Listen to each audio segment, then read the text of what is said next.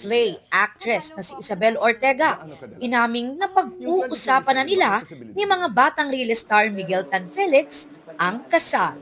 It's something we talk about, pero feeling ko hindi pa po sa 2027. Hindi pa sa sunod. Mas matinik at mas malupit na bagong karakter ni Paolo Contes mapapanood na sa mga batang riles. It's a very challenging role, very physical kasi sobrang action siya. Tapos siyempre, kailangan mo sumabay kina di ba, kina Kokoy, kina Miguel, kay Bruce kasi puro masisigla yung bata eh.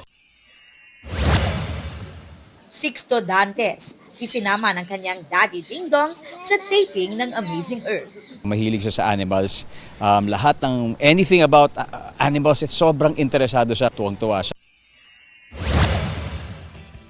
At Iya Villania Arellano, balik workout isang buwan matapos manganak sa kanyang baby number 5.